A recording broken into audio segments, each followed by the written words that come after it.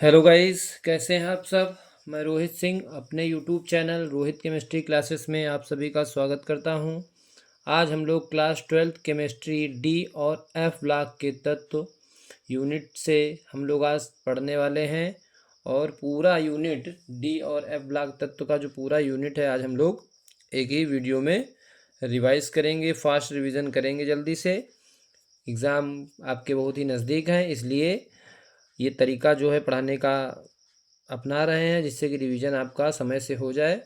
फिर उसके बाद रेगुलर क्लास आपके वाइट बोर्ड पर चलेंगी। जल्दी से वीडियो को लाइक कर दीजिए सभी लोग, चैनल को सब्सक्राइब कर लीजिए और बेल आइकन को प्रेस कर लीजिए। जल्दी से आ जाइए सभी लोग।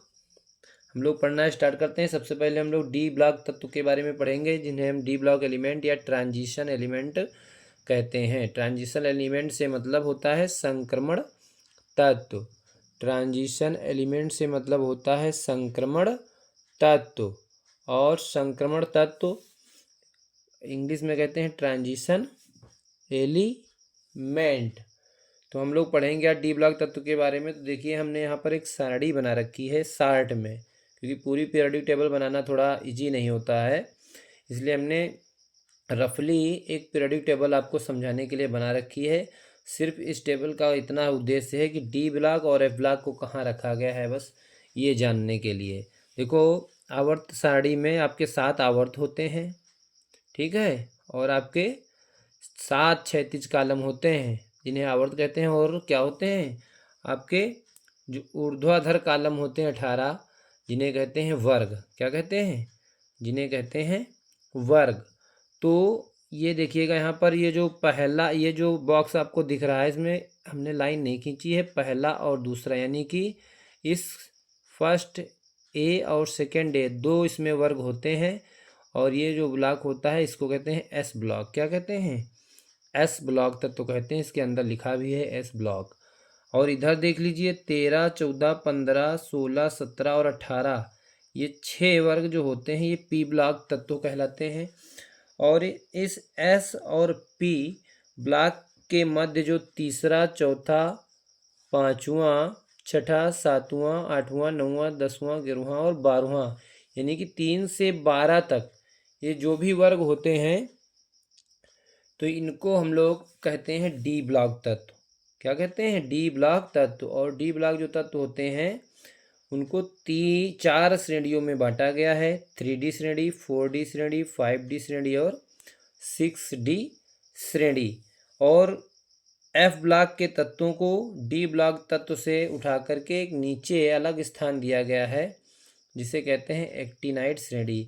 एक्टिनाइड श्रेणी इसलिए कहते हैं क्योंकि एक्टिनाइड जो एक्टिनियम जो तत्व है, उसके आगे के जो 14 तत्व हैं उनको एफ ब्लॉक में स्थान दिया गया है, इसीलिए एक्टिनियम तत्व के नाम पर ही इस श्रेणी का नाम एफ ब्लॉक तत्व या एक्टिनाइड श्रेणी पड़ा हुआ है, ठीक है। और ये जो होता है आपके लेंथेनाइड और एक्टिनाइड दोनों श्रेणी, और ये आपके डी ब्लॉक तत्व हैं। तो आइए हम लोग पढ़ते हैं इनके बारे में। देखिए, आवर्त सारणी में वर्ग 3 से 12 तक के तत्व डी ब्लॉक तत्व कहलाते हैं। आवर्त सारणी में वर्ग 3 से 12 तक के तत्व डी ब्लॉक तत्व कहलाते हैं। यानी कि यहाँ से 3 से 12 तक के जो भी तत्व होते हैं क्या कहलाते हैं? डी ब्लॉक तत्व कहलाते हैं। क्यों कहलाते हैं? क्योंकि इनका इलेक्ट्रॉन n-1 डी उपकोष में प्रवेश करता है। आपसे प्रश्न पूछा जाता है, निश्चित उत्तरीय प्रश्न या छोटा प्रश्न इससे बनता है कि डी ब्लॉक तत्व किसे कहते हैं, या डी ब्लॉक तत्व को परिभाषित कीजिए। तो आप सीधे सीधे बताएंगे कि आवर्त सारणी में वर्ग 3 से 12 तक के तत्व डी ब्लॉक तत्व कहलाते हैं, क्योंकि इनका इलेक्ट्रॉन n-1 डी उपकोष में प्रवेश करता है। अगला पॉइंट क्या देखेंगे हम लोग, इन्हें संक्रमण तत्व भी कहते हैं, क्योंकि ये एस व पी ब्लॉक के बीच में स्थित होते हैं। यानी कि जो 3 से 12 तक के जो वर्ग हैं जिन्हें हम डी ब्लॉक कहते हैं, ये देखो एस ब्लॉक और पी ब्लॉक के मध्य में ही तो स्थित है। तो दोनों के मध्य में, एस और पी ब्लॉक के मध्य में स्थित होने के कारण जो डी ब्लॉक एलिमेंट होते हैं इनको कहते हैं संक्रमण तत्व। क्या कहते हैं? संक्रमण तत्व। और डी ब्लॉक क्यों कहते हैं? क्योंकि इनका जो इलेक्ट्रॉन होता है वो n-1 डी उपकोष में प्रवेश करता है। सीधी सी बात इतनी सी बताएंगे। फिर क्या है? डी ब्लॉक तत्व को 4 श्रेणियों में बांटा गया है। कौन कौन सी श्रेणी? 3D श्रेणी, 4D श्रेणी, 5D श्रेणी और 6D श्रेणी। जो 3D श्रेणी होती है वो स्कैंडियम से जिंक तक होती है। देखिएगा यहाँ पर हमने यहाँ पर सारे तत्व नहीं लिखे हैं, पहला तत्व और लास्ट वाला तत्व लिखा है। तो स्कैंडियम से Zn तक, जिंक तक। देखो स्कैंडियम का परमाणु क्रमांक 21 होता है और Zn का होता है 30, यानी कि 21 से 30 यानी कि 10 तत्व। 10 तत्व चारों श्रेणी में, 3D, 4D, 5D और 6D चारों श्रेणी में आपके ये 10-10 तत्व होते हैं। ठीक है, तो ये 3D श्रेणी हो गई स्कैंडियम से जिंक तक की। और फिर 4D श्रेणी हो गई एट्रियम से कैडमियम तक। ये वाई जो होता है एट्रियम होता है, इसका परमाणु क्रमांक होता है 39 और कैडमियम का परमाणु क्रमांक होता है 48। तो जो 4D श्रेणी हुई एट्रियम से कैडमियम तक, वो हुई ये एट्रियम का परमाणु क्रमांक 39 से कैडमियम 48 तक। फिर 5D श्रेणी ये हुई आपकी लैंथेनम से मरकरी तक। लैंथेनम का परमाणु क्रमांक होता है 57 और जो लैंथेनम 57 के आगे वाले जो 14 तत्व हैं उनको ही बाहर लैंथेनाइट श्रेणी के रूप में रखा गया है। तो ये Hg तक 80 तक हो गया, 57 से 80 तक। और फिर यहाँ देखेंगे 6D जो श्रेणी है वो एक्टीनियम से कहाँ तक है? Sl कॉपर निकम तक है। ठीक है, और ये तत्व जो होते हैं सारे 6D श्रेणी के अंतर्गत आते हैं। तो इस तरह से आप लोग जल्दी से देख लेंगे कि आवर्त सारणी में वर्ग 3 से 12 तक के तत्व डी ब्लॉक तत्व कहलाते हैं, क्योंकि इनका इलेक्ट्रॉन n-1 डी उपकोष में प्रवेश करता है। और क्यों कहते हैं इन्हें संक्रमण तत्व? इन्हें संक्रमण तत्व भी कहते हैं क्योंकि ये S व P ब्लॉक के मध्य या बीच में स्थित होते हैं। फिर डी ब्लॉक तत्वों को 4 श्रेणियों में बांटा गया है, 3D श्रेणी, 4D श्रेणी, 5D श्रेणी और 6D श्रेणी। 3D श्रेणी स्कैंडियम से जिंक तक होती है, 4D श्रेणी एट्रियम से कैडमियम तक होती है और 5D श्रेणी लैंथेनम से मरकरी तक होती है और 6D श्रेणी एक्टीनियम से कॉपर निकम तक होती है। इस तरह से इतना हम लोग सामान्य जानकारी रखेंगे डी ब्लॉक तत्व के बारे में। जल्दी से सभी लोग स्क्रीनशॉट लीजिए। स्क्रीनशॉट आप लोग लेते रहिएगा जिससे कि आपको पढ़ने में थोड़ा आसानी रहे। ठीक है, स्क्रीनशॉट सभी लोग लेते रहिएगा समय से। अब हम लोग फिर देखेंगे आगे। यहाँ पर देखो हमने आपको सारी श्रेणियाँ जो हैं बना के दिखाई हैं और यहाँ पर आप थोड़ा सा मैनेज करेंगे अगर कम दिखाई दे रहा हो, बाकी हम आपको पेज खिसका के दिखा देंगे। ठीक है, देखो 3D श्रेणी स्कैंडियम से देखो जिंक तक ये 10 तत्व इसमें है, ऐसे 4D श्रेणी में है, ऐसे 5D श्रेणी बनाई, ऐसे ही 6D श्रेणी बनाई है। ठीक है, और इसकी कुछ विशेषताएं आप लोग देख लेंगे जो आपके सामने यहाँ पर नोट है। विशेषताएं क्या हैं देखिए, वर्ग 12 के तत्व जो भी होते हैं जिंक, कैडमियम, मरकरी और कॉपर निकम में n-1 डी उपकोष पूरे भरे होते हैं, इसलिए इन्हें संक्रमण तत्व या डी ब्लॉक तत्व नहीं माना जाता है। कौन से तत्व की बात हो रही है? 12 वर्ग के। देखो 12 वर्ग ये जो है, ये लास्ट वाला ये जो 12 वर्ग है, ये 12 यहाँ पर लिखा होना चाहिए था। 12 वर्ग के जो भी तत्व हैं जिंक, कैडमियम, मरकरी और कॉपर निकम। तो डी ब्लॉक का जो 12वां वर्ग है, इस 12वें वर्ग के जितने भी तत्व हैं, ठीक है, जितने भी तत्व हैं वो सब क्या है? देखो जिंक, कैडमियम, मरकरी और कॉपर निकम में जो इलेक्ट्रॉन होता है वो n-1 डी उपकोष पूरा भरा होता है। और जब पूरा भरा होता है तो ये तत्व संक्रमण तत्व और डी ब्लॉक तत्व नहीं माने जाते हैं। फिर अगला जो पॉइंट है, वर्ग 3 के तत्व जो भी कौन कौन से? स्कैंडियम 3D श्रेणी का पहला है, 4D श्रेणी का एट्रियम है और 5D श्रेणी का कौन सा है? लैंथेनम और 6D श्रेणी का है एक्टीनियम। ये वर्ग 3 के जो तत्व हैं 5 स्कैंडियम, एट्रियम, लैंथेनम और एक्टिनियम के गुण संक्रमण तत्वों से अलग होते हैं। ये भी आप याद रखेंगे कि जो भी वर्ग 3 के तत्व होते हैं स्कैंडियम, एट्रियम, लैंथेनम और एक्टिनियम के गुण संक्रमण तत्वों से अलग होते हैं। अगला पॉइंट है वर्ग 3 व 12 के तत्वों को अप्रारूपी संक्रमण तत्व कहते हैं। अप्रारूपी संक्रमण तत्व इसलिए क्योंकि ये जो होते हैं वो संक्रमण तत्वों से अलग होते हैं या संक्रमण तत्व इन्हें नहीं माना जाता है या संक्रमण तत्वों के गुणों को प्रदर्शित ये नहीं करते हैं, इसलिए इनको अप्रारूपी तत्व कहते हैं। कौन कौन से वर्ग? तीसरा और 12वां जो वर्ग है उनके जो तत्व होते हैं उनको अप्रारूपी संक्रमण तत्व कहते हैं। अगला पॉइंट क्या है? N-1D व NS उपकोषों की ऊर्जाओं में बहुत कम अंतर होने के कारण बहुत से अपवाद होते हैं। ये अपवाद 4D श्रेणी में सबसे अधिक होते हैं क्योंकि 4D व 5S का ऊर्जा अंतर बहुत ही कम होता है, इसीलिए जो अपवाद होते हैं ये 4D श्रेणी में सबसे ज़्यादा अपवाद होते हैं। देखो जहाँ जहाँ हमने स्टार लगा रखा है 1, 2, 3 और 4 अपवाद पाए जाते हैं 4D श्रेणी में। जबकि 3D श्रेणी में देखिए 1 स्टार यहाँ लगा है और 1 स्टार कापर के पास लगा है। क्रोमियम और कापर ही 2 ऐसे अपवाद हैं 3D श्रेणी में, जबकि 4D श्रेणी में अपवाद आपके कितने हैं? देखो 4 अपवाद हैं। फिर 5D श्रेणी में एक ही अपवाद है टंगस्टन और 6D श्रेणी में भी एक ही अपवाद है। इसलिए 4D श्रेणी में सबसे ज़्यादा अपवाद होते हैं क्योंकि N-1D व NS उपकोषों की जो ऊर्जाओं में अंतर है वो बहुत कम होता है और जिससे 4D श्रेणी में सबसे अधिक अपवाद देखने को मिलते हैं। ठीक है, तो हम लोग आगे देखेंगे भौतिक गुण। संक्रमण धातुएं क्या होती हैं? अति कठोर व कम वाष्पशील होती हैं। जो भी हमारी संक्रमण धातुएं हैं जिनको डी ब्लॉक में शामिल किया गया है, संक्रमण धातुएं कैसी होती हैं? अति कठोर, यानी कि कठोरतम होती हैं और कम वाष्पशील होती हैं।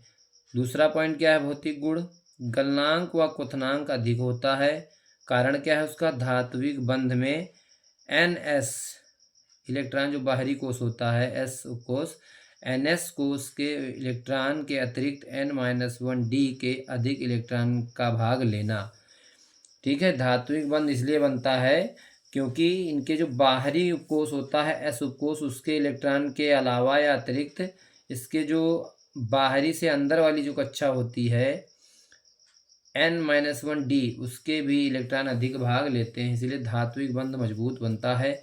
इसीलिए गलनांक व क्वथनांक जो होता है वो डी ब्लॉक तत्व या संक्रमण तत्वों का क्या होता है? अधिक होता है।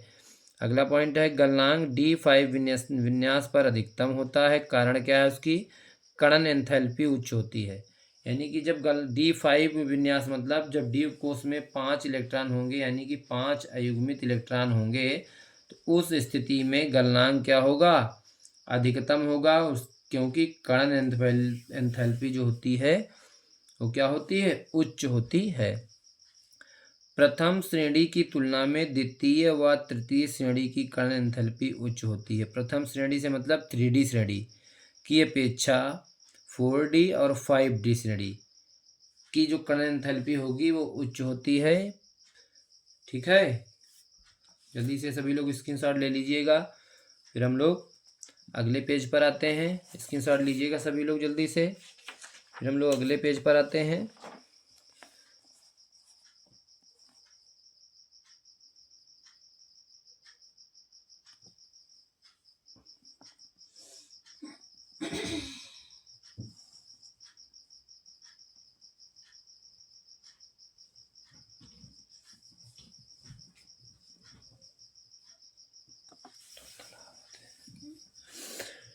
ठीक है, देखेंगे अगली हेडिंग देखेंगे परमाणविक व आयनिक आकारों में परिवर्तन किस तरह से होता है। इसमें किसी श्रेणी में वर्ग 10 तक, यानी कि हम चाहे वो 3D श्रेणी हो, चाहे 4D श्रेणी हो, चाहे 5D श्रेणी हो और चाहे 6D श्रेणी हो, मतलब जो भी चारों श्रेणियां होती हैं डी ब्लॉक की, उसमें किसी भी श्रेणी में अगर हम 3 से वर्ग से चलना शुरू करते हैं, वर्ग 10 तक चलते हैं आते हैं, तो किसी श्रेणी में वर्ग 10 तक आकार घटता है तथा फिर बढ़ता है। यानी कि जैसे हम वर्ग 10 के बाद वर्ग 11 वर्ग 12 में जाएंगे पहुँचेंगे, तो उस तत्व का या उस संक्रमण धातु का आकार जो होता है वो क्या होता है, बढ़ता है, जबकि वर्ग 10 तक आकार क्या होता है, घटता है। क्योंकि वर्ग 10 से पहले सॉरी क्योंकि वर्ग 10 से पहले प्रभावी नाभिकीय आवेश n-1d इलेक्ट्रॉन के परिरक्षण प्रभाव पर हावी होता है, परंतु 10वें वर्ग के बाद परिरक्षण प्रभाव नाभिकीय आवेश पर हावी होने लगता है। इसी कारण वर्ग 10 तक धातुओं का संक्रमण धातुओं का आकार घटता है और फिर क्या होता है, 10 के बाद बढ़ने लगता है। आयनन एंथैल्पी पर क्या प्रभाव पड़ता है, देखिएगा, इनकी आयनन ऊर्जा S व P ब्लॉक तत्वों के मध्य में होती है। किसी श्रेणी में परमाणु क्रमांक बढ़ने के साथ आयनन ऊर्जा बढ़ती है, क्योंकि प्रभावी नाभिकीय आवेश बढ़ता है। ये भी पॉइंट याद रखेंगे। आयनन एंथैल्पी क्यों उच्च होती है, क्यों बढ़ती है, क्योंकि किसी श्रेणी में परमाणु क्रमांक बढ़ने के साथ आयनन ऊर्जा बढ़ती है और जिसके कारण प्रभावी नाभिकीय आवेश भी बढ़ता है। अगला पॉइंट क्या है, 5D श्रेणी के तत्वों की आयनन ऊर्जा 3D व 4D श्रेणियों की अपेक्षा बहुत अधिक होती है। जो 5D श्रेणी होती है डी ब्लॉक की, उनके तत्वों की जो आयनन ऊर्जा होगी वो 3D श्रेणी की और 4D श्रेणी के अपेक्षा अधिक होती है। इसका कारण 5D श्रेणी में 4f इलेक्ट्रॉन का दुर्बल परिरक्षण प्रभाव है। ठीक है, इसका कारण क्या है, 5D श्रेणी में 4f इलेक्ट्रॉन का दुर्बल परिरक्षण प्रभाव है। अगला पॉइंट, जिंक कैडमियम मरकरी की आयनन ऊर्जा असामान्य रूप से अधिक होती है, क्योंकि इनका S उपकोष अधिक स्थायी होता है। जिंक कैडमियम मरकरी यानी कि ये 12वें वर्ग के तत्व हैं। श्रेणी के जो लास्ट तत्व अंतिम तत्व होता है जिंक कैडमियम मरकरी और कॉपर निकम, आज की जो आयनन ऊर्जा होती है वो असामान्य रूप से अधिक होती है, क्योंकि इनका S उपकोष जो होता है वो अधिक स्थायी होता है। ठीक है, अब देखेंगे ऑक्सीकरण अवस्था कैसे क्या परिवर्तन होता है। श्रेणी के पहले व अंतिम सदस्य को छोड़कर शेष सभी तत्व परिवर्ती ऑक्सीकरण अवस्था प्रदर्शित करते हैं।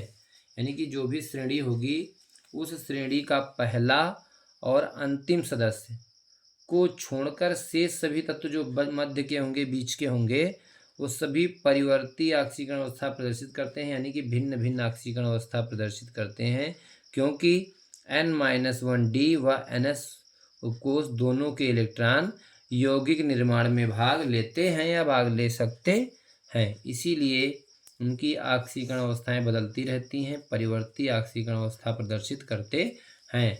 बस कौन नहीं करता है, श्रेणी का पहला और अंतिम सदस्य। नोट में लिखा है स्कैंडियम की स्थायी ऑक्सीकरण अवस्था +3 होती है, क्योंकि स्कैंडियम का इलेक्ट्रॉनिक विन्यास 3D14S2 होता है।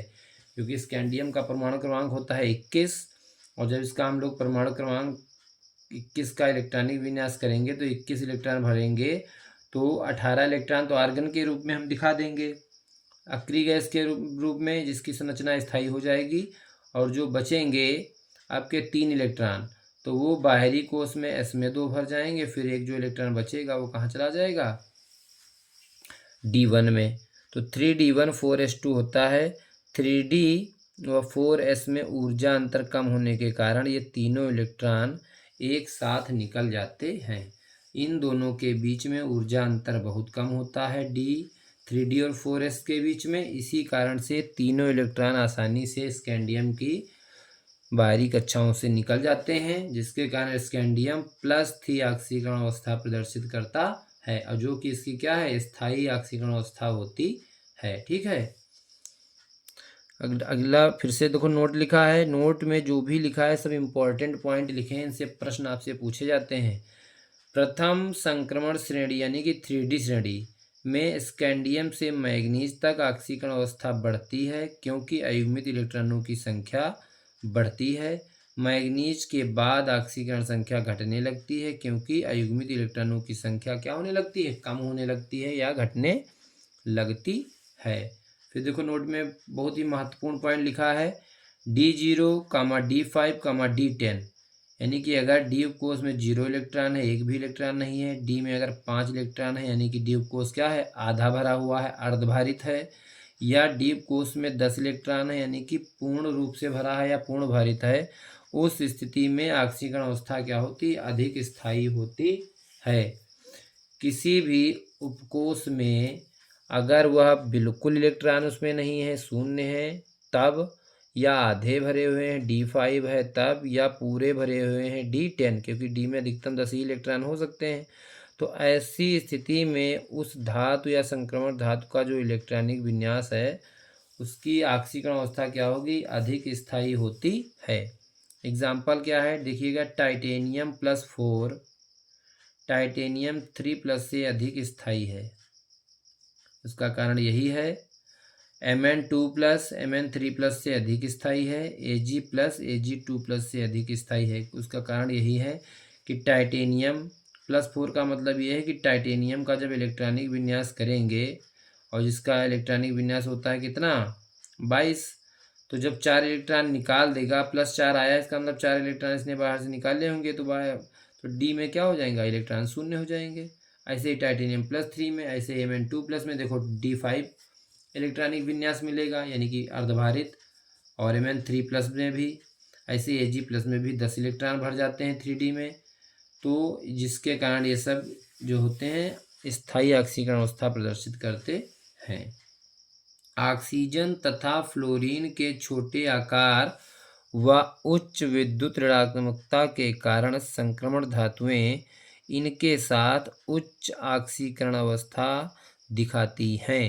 यानी कि जो ऑक्सीजन और फ्लोरीन के जो छोटे आकार हैं और इनकी विद्युत ऋणात्मकता जो होती है वो उच्च होती है, तो ये किसी भी संक्रमण धातु के साथ जब मिलते हैं, क्रिया करते हैं, तो उच्च ऑक्सीकरण अवस्था प्रदर्शित करते हैं। जैसे देखो यहाँ पर ऑक्सीजन वेनेडियम के साथ क्रिया कर रहा है, यहाँ पर फ्लोरीन वेनेडियम के साथ क्रिया कर रहा है। इस स्थिति में यहाँ पर देखो वेनेडियम+5 ऑक्सीकरण अवस्था प्रदर्शित कर रहा है, जबकि VF6- में भी वेनेडियम+5 ऑक्सीकरण अवस्था प्रदर्शित कर रहा है। क्यों? क्योंकि ऑक्सीजन तथा फ्लोरीन का आकार कम होता है, छोटा होता है, लेकिन इनकी विद्युत ऋणात्मकता क्या होती है, वो उच्च होती है, अधिक होती है, जिसके कारण ये संक्रमण धातुओं के साथ उच्च ऑक्सीकरण अवस्था प्रदर्शित करते हैं। जल्दी से स्क्रीनशॉट लीजिएगा सभी लोग, स्क्रीनशॉट लेते रहिएगा आप लोग, मौका मिलते। फिर देखेंगे हम लोग अगले पेज पर पहुंचेंगे।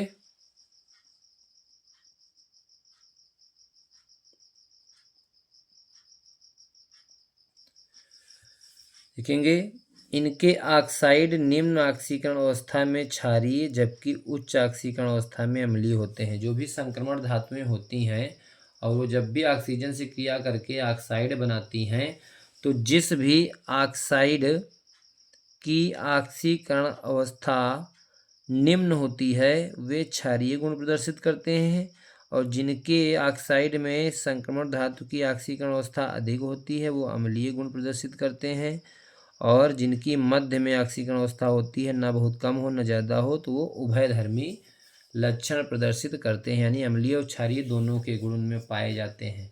जैसे यहाँ पर देख लीजिएगा MnO जो मैग्नीज ऑक्साइड है, इसमें Mn की ऑक्सीकरण अवस्था क्या है, +2 है, जबकि MnO2 में ऑक्सीकरण Mn की अवस्था देख लीजिए मैग्नीज की +4 है, जबकि MnO3 में मैग्नीज की ऑक्सीकरण अवस्था +6 है। तो +2 ऑक्सीकरण अवस्था मैग्नीज की यहाँ पर है, कम है, जो कि क्षारीय गुण दिखा रहा है। यहाँ पर +4 है उभयधर्मी, और यहाँ पर Mn+6 है, यानी कि सबसे ज़्यादा मैग्नीज यहाँ पर +6 ऑक्सीकरण अवस्था प्रदर्शित कर रहा है। इसका मतलब ये अम्लीय गुण प्रदर्शित करता है। तो ये भी याद रखेंगे कि कोई भी संक्रमण धातु जब ऑक्साइड के साथ क्रिया कर ऑक्साइड बनाती है, तो उसके ऑक्साइड में उस धातु की ऑक्सीकरण अवस्था अगर कम है तो वो क्षारीय गुण दिखाएगा, अगर अधिक है तो अम्लीय गुण प्रदर्शित करेगा। ठीक है, फिर देख लेंगे मानक इलेक्ट्रोड विभव का क्या प्रभाव है। कॉपर के अतिरिक्त सभी संक्रमण धातुओं का मानक इलेक्ट्रोड विभव जिसे E0 से प्रदर्शित करते हैं हाइड्रोजन से कम होता है, इसलिए ये तनु अम्लों से हाइड्रोजन को मुक्त कर देते हैं। ठीक है, कॉपर के अतिरिक्त सभी संक्रमण धातुओं का इलेक्ट्रोड विभव जो होता है मानक इलेक्ट्रोड विभव वो हाइड्रोजन से क्या होता है, कम होता है।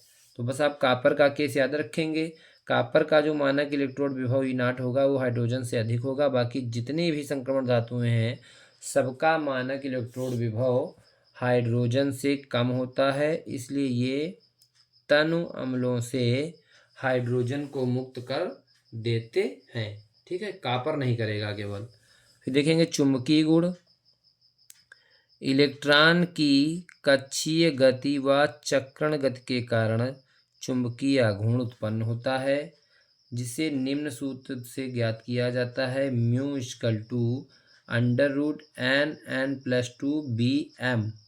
bm का मतलब है बोर मैग्नेटॉन, यहाँ पर हमने लिख दिया है bm से मतलब है बोर मैग्नेटॉन, जहाँ पर n क्या है, अयुग्मित इलेक्ट्रॉन की संख्या है। n क्या है, अयुग्मित इलेक्ट्रॉन की संख्या है।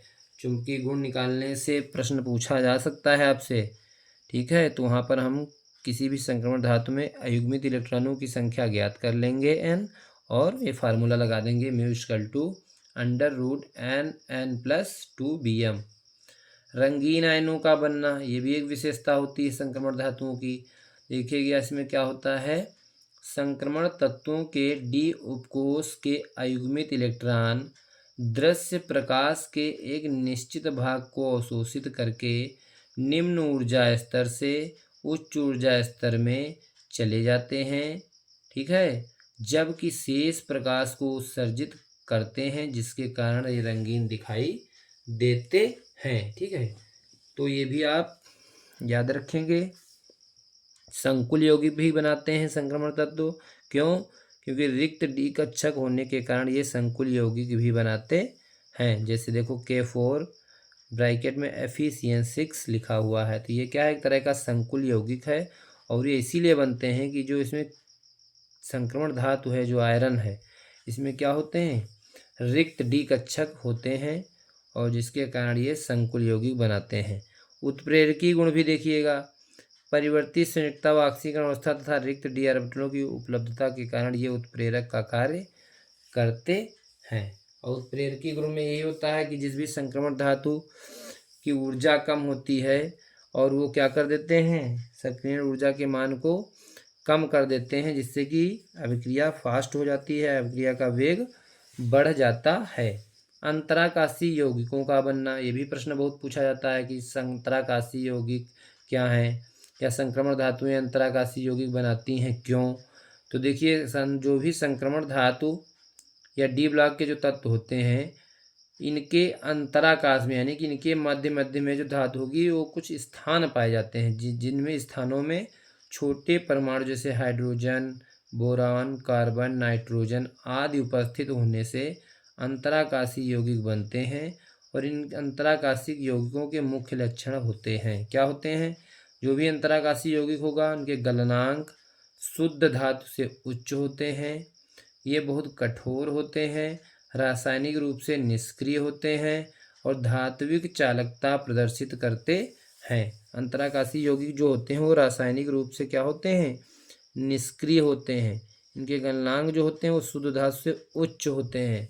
और ये जो भी ठोस संक्रमण धातुएं होती हैं उनके जालक में जो बीच में स्थान होता है उनमें छोटे परमाणु हाइड्रोजन, बोरान, कार्बन, नाइट्रोजन जैसे तत्व क्या हो जाते हैं, बैठ जाते हैं, फिट बैठ जाते हैं। ठीक है, उस स्पेस में, उस अंतराकाश में या उस स्थान रिक्त स्थान में एकदम से फिट बैठ जाते हैं, जिससे अंतराकाशी यौगिकों का निर्माण होता है। ठीक है, जल्दी से स्क्रीनशॉट लीजिएगा सभी लोग, स्क्रीनशॉट आप लोग लेते रहिएगा। फिर हम लोग अगला पेज देखेंगे, अगला पेज हम लोग देखेंगे, इसमें देखिएगा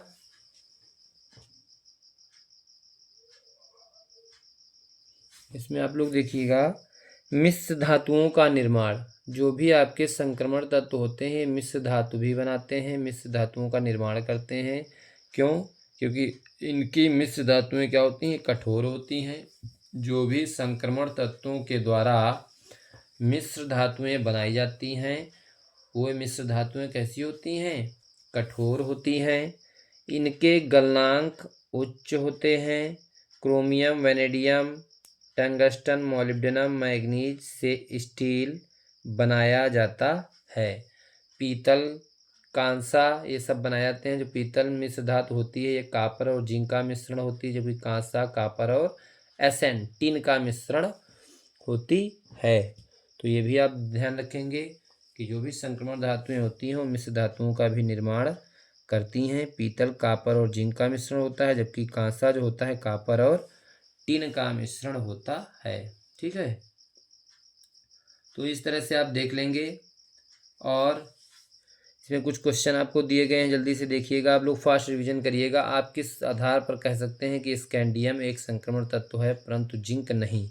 देखिए, स्कैंडियम के पास अपूर्ण डी कक्षक 3D1 होता है, अतः यह एक संक्रमण तत्व है। जबकि Zn जिंक के पास पूरा डी कक्षक यानी कि उसमें 10 इलेक्ट्रॉन डी में भरे होते हैं, 3D10 उसका विन्यास होता है, अतः यह संक्रमण तत्व नहीं है। सीधी सी बात है। जिस भी संक्रमण धातु में जो डी उपकोष होगा उसमें अगर एक भी अयुग्मित इलेक्ट्रॉन है, ठीक है, या नहीं है, तो वो संक्रमण धातु होगी। लेकिन जिसमें अगर 10 इलेक्ट्रॉन पूरे पूरे भरे हैं, एक भी अयुग्मित इलेक्ट्रॉन नहीं है, तो वह संक्रमण धातु तत्व संक्रमण तत्व नहीं हो सकती है। ठीक है, अगला प्रश्न है Ag, जिसे हम लोग कहते हैं सिल्वर। Ag परमाणु की मूल अवस्था में पूर्ण भारित डी कक्षक 4D10 होता है। आप कैसे कह सकते हैं कि यह संक्रमण तत्व है? तो आप ये देखिएगा कि इसमें Ag अपनी +1 ऑक्सीकरण अवस्था में 4D10 और 5s0 विन्यास दिखाता है, परंतु +2 ऑक्सीकरण अवस्था में 4D9 5s0 विन्यास दिखाता है। यहाँ डी कक्षक अपूर्ण होने के कारण इसे संक्रमण तत्व कहते हैं। क्योंकि ये जो Ag होता है सिल्वर, ये +1 ऑक्सीकरण अवस्था भी प्रदर्शित करता है और +2 भी प्रदर्शित करता है। इस कारण जब ये +2 ऑक्सीकरण अवस्था प्रदर्शित करता है तो इसमें जो 4D9 और 5s0 विन्यास दिखाता है, जिसके कारण डी में अभी एक अयुग्मित इलेक्ट्रॉन आ सकता है, यानी कि एक अभी जो है इसमें इलेक्ट्रॉन और आ सकता है। तो ऐसे में ये संक्रमण तत्व कहलाएगा। संक्रमण तत्वों की कर्ण एंथैल्पी के मान उच्च होते हैं। क्यों? क्योंकि परमाणुओं में बहुत अधिक अयुग्मित इलेक्ट्रॉन होते हैं, इसलिए प्रबल धात्विक बंध बनने के कारण इनकी कर्ण एंथैल्पी उच्च होती है। ठीक है, अगला प्रश्न देखिएगा। श्रेणी स्कैंडियम 21 से जिंक 30 में जिंक की कर्ण एंथैल्पी का मान सबसे कम क्यों है? उसका वही रीजन है कि जिंक होता है उसके डी ब्लॉक डी उपकोष में 10 इलेक्ट्रॉन भरे होते हैं, कोई भी अयुग्मित इलेक्ट्रॉन ना होने के कारण मजबूत धात्विक बंध नहीं बनता है, इसलिए कर्ण एंथैल्पी इनकी क्या होती है? कम होती है। ठीक है, ऐसे संक्रमण तत्व का नाम बताइए जिसमें परिवर्तनीय ऑक्सीकरण अवस्था नहीं पाई जाती है। तो स्कैंडियम 3D श्रेणी का पहला तत्व है स्कैंडियम, जिसका परमाणु क्रमांक 21 होता है और यह परिवर्तनीय या परिवर्ती ऑक्सीकरण अवस्था प्रदर्शित नहीं करता है। ठीक है, अगला प्रश्न देखिएगा। संक्रमण तत्वों की 3D श्रेणी का कौन सा तत्व बड़ी संख्या में ऑक्सीकरण अवस्था दिखाता है? तो आपको पता होगा कि 3D श्रेणी का एक ही तत्व है, वो है मैग्नीज। इसका परमाणु क्रमांक क्या होता है? 25। इसका इलेक्ट्रॉनिक विन्यास करोगे तो 3D5 4s2 आएगा, अर्थात मैग्नीज जो है +2 से +7 तक ऑक्सीकरण अवस्था प्रदर्शित करता है। देखो, अगर ये 2 इलेक्ट्रॉन s उपकोष से जाते हैं तब तो ये +2 ऑक्सीकरण अवस्था दिखाएगा, 2 इससे जाए 1 इससे जाए तो +3 दिखाएगा, अगर 2 इससे जाए 2 इससे जाए तो 4 दिखाएगा, 2 इससे जाए 3 इससे जाए तो 5 दिखाएगा, 2 इससे जाए 4 इससे जाए 6 दिखाएगा, और 2 इससे जाए 5 इससे जाए तो 7 ऑक्सीकरण अवस्था ये प्रदर्शित करेगा। इस तरह से मैग्नीज जो होता है 3D श्रेणी का संक्रमण तत्व या संक्रमण धातु सबसे अधिक ऑक्सीकरण अवस्था प्रदर्शित करता है, क्योंकि इसमें युग्मित इलेक्ट्रॉन की संख्या अधिकतम होती है। इसीलिए मैग्नीज +2 से +7 तक ऑक्सीकरण अवस्था प्रदर्शित करता है। ठीक है, जल्दी से स्क्रीनशॉट ले लीजिए सभी लोग। फिर हम लोग अगला प्रश्न देखेंगे।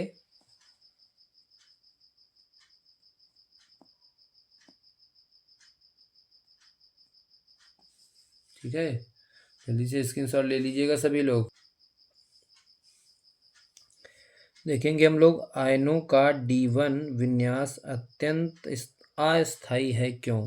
देखिए जो भी आयन होते हैं जो अपने आयनों में टूट जाते हैं जलीय विलयन में, अगर उनका विन्यास D1 है यानी कि डी उपकोष में उनके एक इलेक्ट्रॉन है, तो D1 विन्यास वाले आयन तुरंत क्या करते हैं, एक इलेक्ट्रॉन त्याग कर, और जब एक इलेक्ट्रॉन D1 से निकल जाएगा तो D0 बचेगा, और जब D0 बचेगा तो ऐसा विन्यास जो होता है वो स्थायी विन्यास होता है। आपको पता है अगर डी कोष बिल्कुल खाली है तो भी वो स्थायी होगा, D5 है तब भी स्थायी होगा, और पूरा भरा है D10 तब भी स्थायी होगा। तो D0 में जैसे बदल जाएगा तो ये स्थायी हो जाता है। देखो D1 से एक इलेक्ट्रॉन गया, D0 बचा, स्थायी हो गया।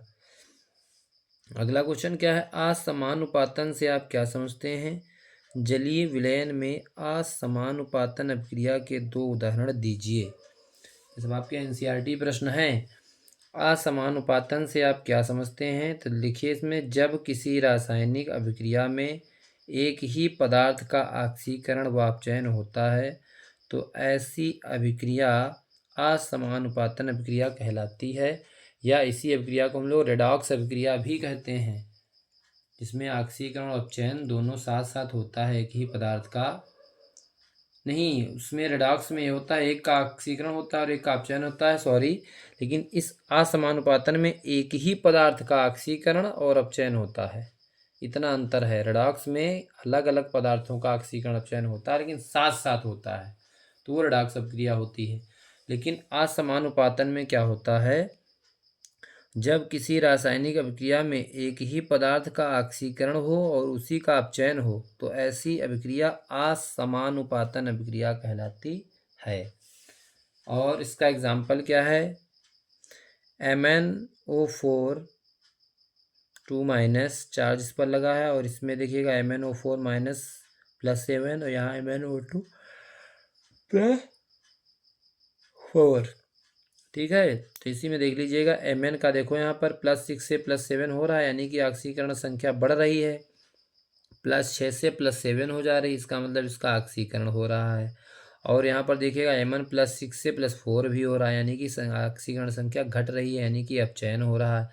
तो मैग्नीज का ऑक्सीकरण भी हो रहा है और अपचयन भी हो रहा है। तो ऐसी रासायनिक अभिक्रिया जिसमें एक ही पदार्थ का ऑक्सीकरण और अपचयन होता है तो ऐसी अभिक्रिया असमानुपातन अभिक्रिया कहलाती है। ठीक है, अगला प्रश्न देखिएगा, प्रथम संक्रमण श्रेणी में कौन सी धातु अधिकतर +1 ऑक्सीकरण अवस्था दर्शाती है और क्यों। तो आप देखेंगे जो कापर है, कापर का परमाणु क्रमांक कितना होता है, 29, आर्गन का 18 हो जाएगा, बचा 11। तो देखिएगा 3D10 4s1। ठीक है, और जब ये इसका इलेक्ट्रॉनिक विन्यास होगा तो ये अस्थायी है, क्यों, क्योंकि डी उपकोष पूरा भरा है। जबकि कॉपर प्लस क्या होता है, प्लस का मतलब एक एक इलेक्ट्रॉन निकाला होगा तभी तो इसके ऊपर धनावेश आया है। तो यानी कि बाहरी कक्षा जो S थी इससे एक इलेक्ट्रॉन चला गया तो बचा 3D10, और जैसे 3D10 बचा तो ये हो गया क्या, स्थायी। क्या हो गया, स्थायी, क्योंकि S इलेक्ट्रॉन अगर ये पूरा भरा होता, यहाँ 2 होता तो ये भी स्थायी हो जाता।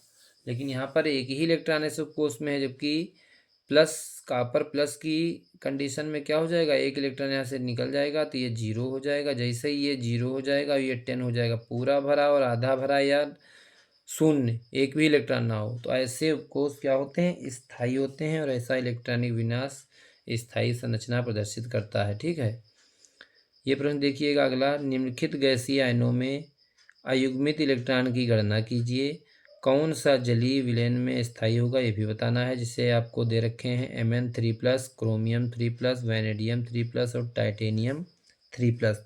तो देखिए इन सभी तत्वों के आपको परमाणु क्रमांक याद होने चाहिए। मैग्नीज का होता है 25, क्रोमियम का होता है 24, वैनेडियम का होता है 23 और टाइटेनियम का होता है 22। इन सभी के आप जैसे ही इलेक्ट्रॉनिक विन्यास करेंगे तो आप देखेंगे टाइटेनियम 3+ में D1 विन्यास मिलेगा, वैनेडियम में D2 मिलेगा, क्रोमियम में D3 मिलेगा और मैग्नीज में D4 मिलेगा। तो सबसे ज़्यादा अयुग्मित इलेक्ट्रॉन जो हैं वो मैग्नीज के पास हैं 4, और संकुल बनाने की प्रवृत्ति के कारण क्रोमियम 3+ इसमें सबसे अधिक स्थायी होगा। ठीक है, ये चीज़ आप ध्यान रखेंगे। संक्रमण तत्व का निम्नतम ऑक्साइड क्षारीय है जबकि उच्चतम ऑक्साइड उभयधर्मी अम्लीय क्यों? ऑक्साइड का अम्लीय लवण लक्षण तत्व की ऑक्सीकरण संख्या बढ़ने के साथ क्या होता है? बढ़ जाता है।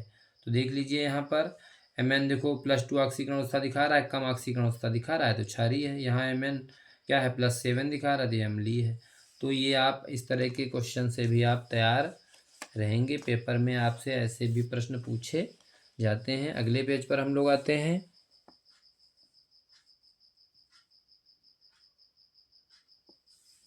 ठीक है, देखेंगे संक्रमण धातु की उच्चतम ऑक्सीकरण अवस्था ऑक्साइड व फ्लोराइड में प्रदर्शित होती है क्यों?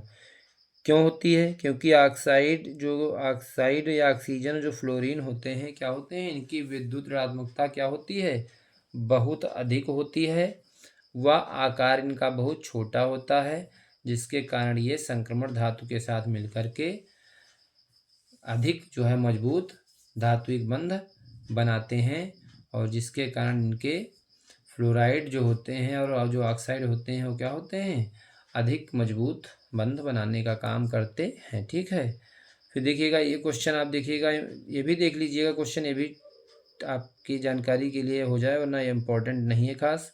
धातु के ऑक्सो ऋणायनों में उच्चतम ऑक्सीकरण संख्या प्रदर्शित होती है क्यों? तो देखिएगा ऐसा ऑक्सीजन की उच्च विद्युत ऋणात्मकता के कारण होता है। जैसे यहाँ पर देखिएगा क्रोमियम O4 ब्रैकेट की पावर 2- है, तो इसमें देखिएगा अगर इसकी ऑक्सीकरण अवस्था क्रोमियम की हम यहाँ से निकालेंगे तो आएगी +6। क्या आएगी? +6। और यहाँ पर इसमें हम निकालेंगे जब तो मैग्नीज की ऑक्सीकरण अवस्था आएगी +7। तो ऑक्सीजन की उच्च विद्युत ऋणात्मकता के कारण ही ऑक्सो ऋणायनों में उच्चतम ऑक्सीकरण अवस्था प्रदर्शित होती है। ठीक है, ये प्रश्न देखिएगा, प्रथम श्रेणी के संक्रमण तत्वों के विलक्षणों की द्वितीय व तृतीय श्रेणी के संगत तत्वों से तुलना कीजिए। निम्न बिंदुओं पर विशेष महत्व दीजिए, यानी कि इलेक्ट्रॉनिक विन्यास, ऑक्सीकरण अवस्था, आयनन एंथैल्पी, परमाणुवीय आकार। इन सब पर हमने अभी आपसे चर्चा करी है, लेकिन एक बार हम पुनः आपसे चर्चा करे दे रहे हैं कि देखिएगा इलेक्ट्रॉनिक विन्यास क्या होता है। प्रथम श्रेणी के संक्रमण तत्वों की बताया है, तो प्रथम श्रेणी मतलब 3D श्रेणी। तो सामान्यतः n-1 d 1 to 10 डी कोष में 1 से 10 तक इलेक्ट्रॉन होते हैं। बाहरी कक्षा जो ns होती है उसमें 1 से 2 इलेक्ट्रॉन हो सकते हैं अधिकतम। n-1 d 1 to 10 ns 1 to 2 होता है, परंतु कुछ अपवाद है। 3D श्रेणी में देखिएगा 2 अपवाद होते हैं, एक तो क्रोमियम होता है और एक होता है कापर। याद रखेंगे आप, 3D श्रेणी में 2 अपवाद होते हैं, क्रोमियम और कापर। वैसे तो इसका जो इलेक्ट्रॉनिक विन्यास है वो 3d4s2 होना चाहिए, लेकिन क्या होता है एक इलेक्ट्रॉन डी में चला जाता है, जिसके कारण इसका इलेक्ट्रॉनिक विन्यास 3d5 4s1 हो जाता है। ऐसे ही कापर के केस में है, यहाँ पर इसका इलेक्ट्रॉनिक विन्यास 3d9 4s2 होना चाहिए, लेकिन 4s2 से एक इलेक्ट्रॉन चलाता है डी में, जिससे ये 3d10 हो जाता है, ये 4s1 बचता है। ऐसे ही 4D श्रेणी में 5 अपवाद हैं और 5D श्रेणी में देखो 3 अपवाद हैं। ठीक है, तो इलेक्ट्रॉनिक विन्यास के आधार पर भी आप अंतर बता सकते हैं। प्रथम श्रेणी का अपवाद 3D श्रेणी में क्रोमियम ये था, चतुर्थ के ये, और 5वीं श्रेणी के ये अपवाद आपके लिखे हैं टंगस्टन, प्लेटिनम और गोल्ड। फिर जो इस दूसरा है ऑक्सीकरण अवस्था, तो +2 से +7 तक की ऑक्सीकरण अवस्थाएं दिखाते हैं कौन? 3D श्रेणी के तत्व। किनारे वाले तत्व कम और बीच वाले तत्व अधिक ऑक्सीकरण अवस्था दिखाते हैं। आयनन एंथैल्पी का पॉइंट में क्या है? श्रेणी में परमाणु क्रमांक बढ़ने के साथ आयनन एंथैल्पी बढ़ती है। 3D व 4D श्रेणी की अपेक्षा 5D श्रेणी के तत्वों की आयनन एंथैल्पी अधिक होती है, क्योंकि इनमें 4f इलेक्ट्रॉन का दुर्बल परीक्षण प्रभाव पाया जाता है। परमाणुवीय आकार में क्या है? श्रेणी में परमाणु आकार वर्ग 10 तक बढ़ता है, घटता है यानी कि, और फिर उसके आगे जैसे हम बढ़ते हैं तो परमाणु का आकार बढ़ने लगता है। 3D की अपेक्षा 4D के तत्वों का आकार बड़ा होता है। 5D श्रेणी के तत्वों का आकार लगभग 4D श्रेणी के तत्वों के बराबर ही होता है, क्योंकि 5D श्रेणी में लेंथेनाइट संकुचन होता है। ठीक है, 5D श्रेणी जो होती है उसमें लेंथेनाइट संकुचन भी पाया जाता है। तो ये विशेषताएं हम इस आधार पर बता सकते हैं। ठीक है, इसमें देख लीजिएगा कुछ खास नहीं है, लेकिन थोड़ा सा इस पर नज़र डालना ज़रूरी है कि इसमें जो है आपका कोई भी तत्व आयन दे देंगे, उसका इलेक्ट्रॉनिक विन्यास आप निकालिए, फिर उसमें डी में कितने इलेक्ट्रॉन हैं बताइए, और फिर 3D कक्षक में इलेक्ट्रॉन का जाना भरिए। ठीक है, जो आपने CFT पढ़ी थी, क्रिस्टल फील्ड थ्योरी, ठीक है, या क्रिस्टल क्षेत्र सिद्धांत थ्योरी जो आपने पढ़ी है, उसमें आपको पता है जो नीचे के ऑर्बिटल होते हैं उनको T2G बोलते हैं, जो ऊपर के 2 इलेक्ट्रॉन होते हैं उनको EG बोलते हैं। ठीक है, निम्न ऊर्जा स्तर T2G होता है और उच्च ऊर्जा स्तर होता है EG। तो इसमें इलेक्ट्रॉनों का भरने का क्रम क्या रहेगा वो आपसे कभी कभार पूछ लिया जाता है, वैसे ज़्यादातर इसके पूछने के चांस ना के बराबर हैं। ठीक है, जल्दी से स्क्रीनशॉट ले लीजिए सभी लोग। हम लोग अगला प्रश्न देखेंगे पेज।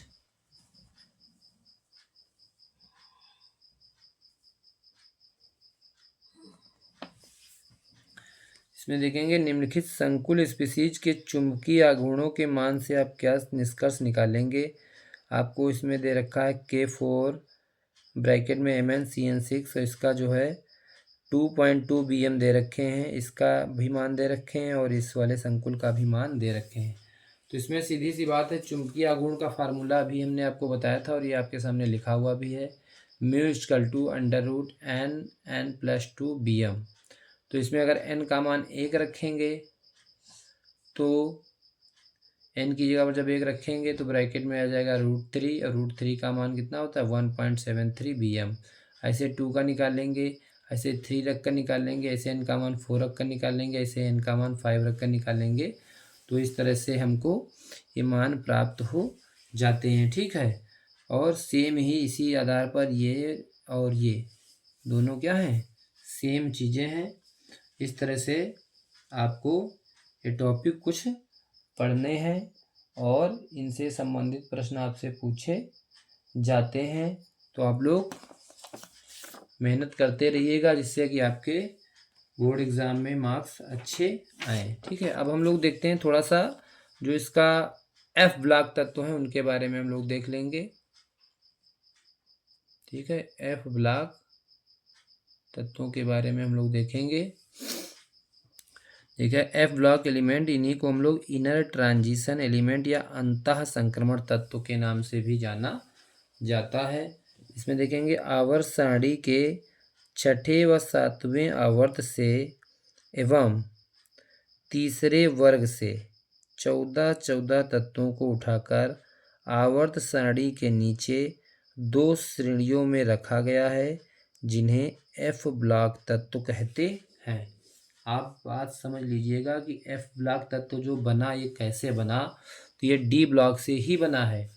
जो संक्रमण तत्व हैं उनका जो छठा और सातवां आवर्त है और वहाँ से और तीसरे वर्ग से 14 तत्वों को उठाकर आवर्त सारणी के नीचे 2 श्रेणियों में रखा गया है जिन्हें F ब्लॉक तत्व कहते हैं। ठीक है, और F ब्लॉक तत्व की खासियत क्या होती है, इनका अंतिम इलेक्ट्रॉन जो होता है वो n-2 F कक्षक में प्रवेश करता है, जबकि D ब्लॉक में क्या था n-1 D कोष में प्रवेश करता था। जबकि यहाँ पर क्या है, इसका अंतिम इलेक्ट्रॉन जो होगा किसका, F ब्लॉक तत्वों का, वो कहाँ जाएगा n-2 F कोष या कक्षक में प्रवेश करता है।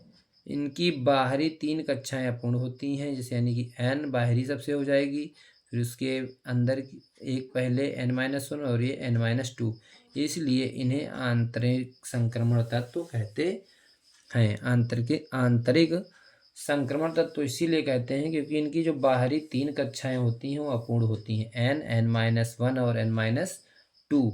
इन्हें दुर्लभ मृदा तत्व भी कहा जाता है, यानी कि ये जो होते हैं मृदा में या मिट्टी में या भूपर्वती पर आसानी से पाए नहीं जाते हैं। इन्हें दुर्लभ मृदा तत्व भी कहा जाता है। इलेक्ट्रॉनिक विन्यास जो होगा F ब्लॉक तत्वों का वो n-2 F में 1 से 14 तक इलेक्ट्रॉन भरे जा सकते हैं। उससे जो अंदर की कक्षा होगी n-1 D, उसमें 0 से 1 इलेक्ट्रॉन हो सकता है, और जो सबसे बाहरी कक्षा होगी NS, उसमें 1 to 2 इलेक्ट्रॉन, यानी कि 1 से 2 इलेक्ट्रॉन तक अधिकतम हो सकते हैं। तो n-2 F 1 to 14, n-1 D 0 1 और NS 1 2।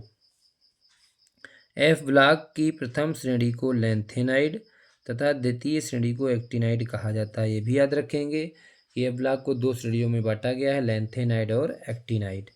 लैंथेनाइड देखो क्या होते हैं, इनका अंतिम इलेक्ट्रॉन 4f उपकोष में प्रवेश करता है। एक खासियत ये होती है लैंथेनाइड की कि इनका जो अंतिम इलेक्ट्रॉन होगा वो कहाँ जाएगा, 4f उपकोष में प्रवेश करता है। और लैंथेनम 57 के बाद सीरियम से लुटेशियम तक, यानी कि सीरियम का परमाणु क्रमांक होता है 58 और लुटेशियम Lu का परमाणु क्रमांक होता है 71, यानी कि 58 से 71 तक बने कितने तत्व, तो 14।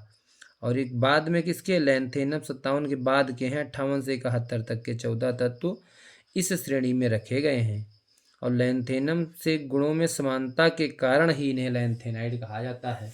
मतलब लैंथेनाइड श्रेणी के जो 14 तत्व हैं वो 3D श्रेणी का जो तत्व लैंथेनम है जिसका परमाणु क्रमांक 57 होता है, उससे गुणों में क्या करते हैं, समानता रखने के कारण ही इसे कहते हैं लैंथेनाइड तत्व या लैंथेनाइड श्रेणी कहते हैं। विशेषताएं हमने बता दी थी।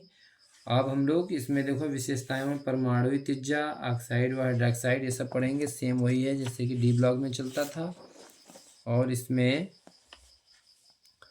देखेंगे हम लोग, पेज अगला पेज है, द्वितीय व तृतीय संक्रमण श्रेणी के आकार में समानता। देखिए लैंथेनाइड संकुचन के कारण 4D श्रेणी के तत्वों का आकार 5D श्रेणी के तत्वों के आकार में समानता रखता है या समानता पाई जाती है। ठीक है, लैंथेनाइड का पृथक्करण क्या है, लैंथेनाइड के संकुचन के कारण इनकी विलेयता व संकुल बनाने के गुणों में भिन्नता आ जाती है, अतः इन्हें सरलता से पृथक किया जा सकता है। भौतिक गुण क्या हैं, सभी लैंथेनाइड चांदी जैसे चमकदार होते हैं तथा नरम धातु होते हैं। जितने भी लैंथेनाइड श्रेणी के तत्व होते हैं वो सब चमकदार और चांदी जैसे चमकदार होते हैं, नरम धातु होते हैं। गलनांक व क्वथनांक उच्च होते हैं किसके, लैंथेनाइड श्रेणी के। वायु में रखने पर ये बदरंग हो जाते हैं। घनत्व क्या होता है, परमाणु क्रमांक बढ़ने के साथ इनका घनत्व कठोरता बढ़ती जाती है। आयनन एंथैल्पी क्या प्रभाव पड़ता है, इसमें लैंथेनम की प्रथम आयनन एंथैल्पी बहुत कम होती है जिसके कारण ये आयनिक यौगिक बनाते हैं। ऑक्सीकरण अवस्था क्या है, अधिकतर +3 ऑक्सीकरण अवस्था प्रदर्शित करते हैं। कुछ लैंथेनाइड F0 F14 के कारण +2 से +4 तक ऑक्सीकरण अवस्था दिखाते हैं। ठीक है, रंग क्या होगा, ये इनके आयन जो होते हैं रंगीन होते हैं। जैसे लैंथेनम +3 लिखा है आयन, जिसमें 4+ में x क्या 14-x इलेक्ट्रॉन होते हैं और ये समान रंग वाले होते हैं। ठीक है, लैंथेनम +3 आयन जिनमें 4f में x या 14-x इलेक्ट्रॉन होते हैं जो समान रंग वाले होते हैं। ठीक है, इसमें उपयोग देख लेंगे। लैंथेनम या लैंथेनाइड श्रेणी को मिश्र धातु के रूप में यूज़ करते हैं और इसका उपयोग एक अच्छे अपचायक के रूप में भी किया जाता है। मिश्र धातुओं में लैंथेनाइड 95%, जबकि आयरन 5%। इसका उपयोग बंदूक की गोली, कवच, खोल बनाने में किया जाता है। लैंथेनाइड के लवणों का प्रयोग लेसर के रूप में किया जाता है, उत्प्रेरक के रूप में भी किया जाता है। सीरियम ताप व पराबैंगनी किरणों को अवशोषित करता है। जो सीरियम तत्व है यह क्या करता है, ताप व पराबैंगनी किरणें जो हानिकारक होती हैं उनको भी अवशोषित करने का कार्य करता है। ठीक है, तो इस तरह से हम लोग लैंथेनाइड के बारे में पढ़ेंगे। ठीक है, और अब इसका जो पोर्शन डी ब्लॉक का अंतिम बचता है वो एक्टिनाइड श्रेणी। कौन सी श्रेणी, एक्टिनाइड श्रेणी। लैंथेना और एक्टिनाइड दो श्रेणियों से मिलकर एफ ब्लॉक बना हुआ है। तो अब हम लोग देखेंगे लैंथेनाइड श्रेणी। लैंथेनाइड श्रेणी हम लोग देख चुके हैं, ये एक्टिनाइड श्रेणी हम लोग देखेंगे। अब देखिएगा यहाँ पर एक्टिनाइड लिखा हुआ है।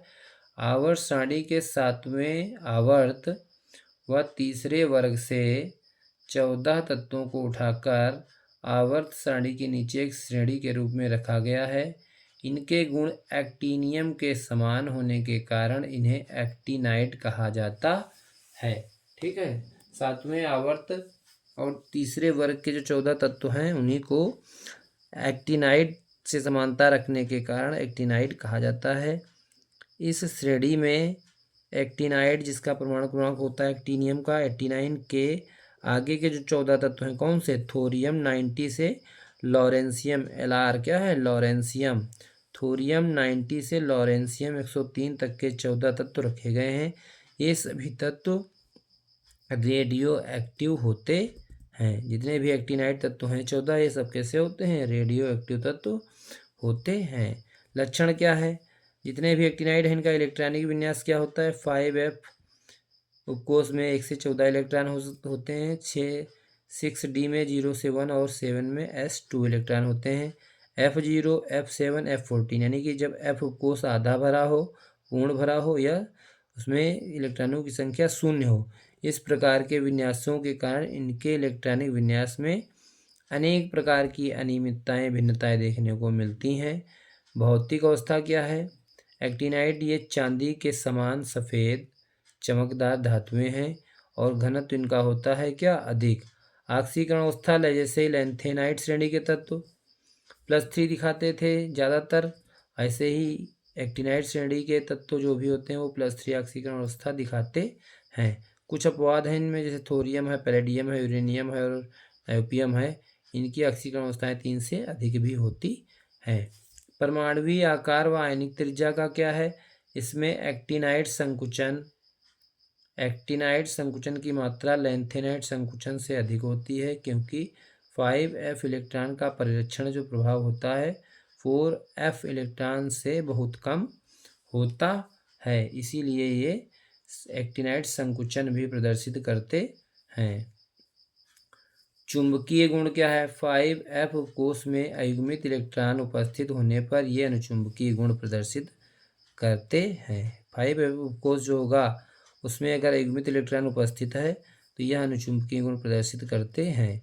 इनके आयन रंगीन होते हैं, क्यों, FF संक्रमण के कारण। जैसे डी ब्लॉक के तत्व रंगीन गुण प्रदर्शित करते हैं, क्यों, क्योंकि वहाँ पर DD संक्रमण होता है, जबकि F ब्लॉक तत्व में FF संक्रमण के कारण ये यौगिक रंगीन होते हैं। ठीक है, F0, F7, F14 विन्यास वाले आयन रंगहीन होते हैं, यानी कि जो आधे भरे हुए हैं, जो पूर्ण भारित हैं या क्या है, शून्य जिसमें इलेक्ट्रॉन है। आयनन ऊर्जा क्या है, बहुत कम ऊर्जा होती है इनकी, एक्टिनाइड श्रेणी के तत्वों की, क्योंकि इनकी विद्युत धनात्मकता उच्च होती है, ये प्रबल अपचायक होते हैं। संकुल यौगिक कैसे बनाएंगे, देखो, संकुल यौगिक बनाने की प्रवृत्ति इनकी प्रबल होती है और सक्रियता क्या होती है, वो बहुत ज़्यादा होती है। सभी रेडियो एक्टिव होते हैं। लॉरेंसियम का अर्धायुकाल देखो 30 मिनट होता है केवल। लॉरेंसियम का जो अर्धायुकाल है कितना होता है, 3 मिनट केवल होता है। 3 मिनट में ही लॉरेंसियम जो है पूरी तरह से इसका क्षय हो जाता है, यानी कि इतने ज़्यादा अधिक सक्रिय होते हैं, क्योंकि ये रेडियो एक्टिव तत्व होते हैं एक्टिनाइड श्रेणी के तत्व, जिसके कारण इनकी सक्रियता बहुत ही अधिक होती है। ठीक है, तो जल्दी से सभी लोग वीडियो को लाइक कर दीजिए और चैनल को सब्सक्राइब कर लीजिए और बेल आइकन को प्रेस कर लीजिएगा, जिससे कि आप तक सारे नोटिफिकेशन पहुंचते रहें और आप लोग क्लास 12th के बोर्ड एग्ज़ाम में बहुत ही अच्छे मार्क्स लाएं। ऐसी प्रार्थना है हम लोगों की, भगवान से दुआ है कि आप सभी के अच्छे मार्क्स आएँ और आप लोग अपने और अपने माता पिता का नाम रोशन करें। ठीक है, जल्दी से वीडियो को लाइक कर दीजिए सभी लोग। Thank you for watching this video.